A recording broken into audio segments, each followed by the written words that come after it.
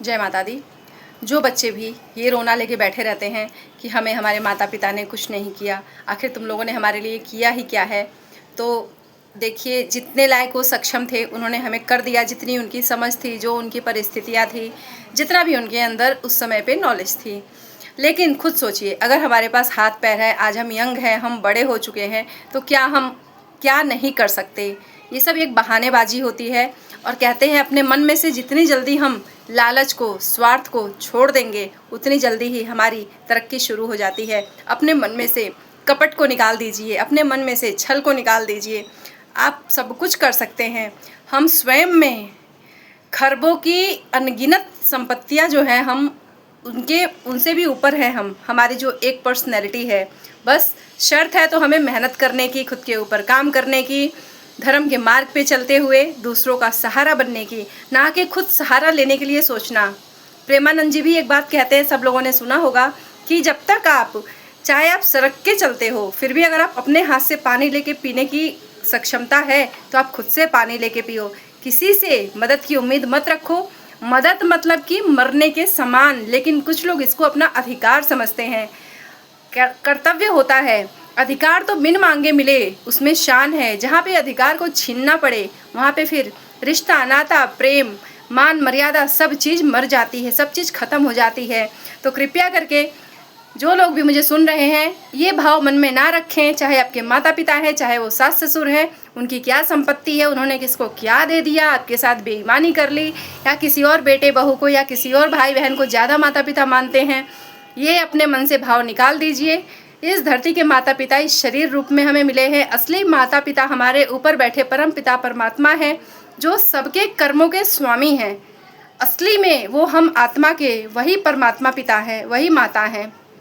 तो इस बात को लेके गिल्ट का भाव ना रखें, अपने मन में हीन भावना ना रखें, अपनी पूरी एनर्जी को इस चीज़ में ना खपत कर दें कि हाय मेरे लिए तो किया ही क्या है आप लोगों ने। अरे भाई, इतना बड़ा कर दिया, क्या हम पैदा होते ही हम इतने बड़े हो गए? दूध पिलाया माँ ने, नींदें हराम करी। आज जब हमारे बच्चे हुए हैं तो हमें पता चलता है कितनी एनर्जी लगती है। बच्चा जन्म देने से ज़्यादा भारी है उसको पालना, उसको एक सही परिवेश देना, उसको सही वातावरण में रखना, अपने ईगो पे, अपने अहंकार पे कंट्रोल रख पाना।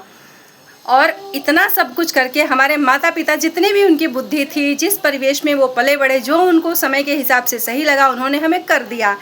अब मेरा यही मानना है कि हमें इस बात का रोना नहीं रोना चाहिए। और इस चीज़ को जो इंसान करके देखेगा, अगर आपने स्वार्थ को छोड़ दिया, आपने अपनी जिम्मेदारियां कस के बांध ली, आप चल पड़े, यकीनन आपकी जीत होगी और आप खुद इस लायक बन जाओगे कि आप दूसरों को सहारा देने लायक हो जाओगे।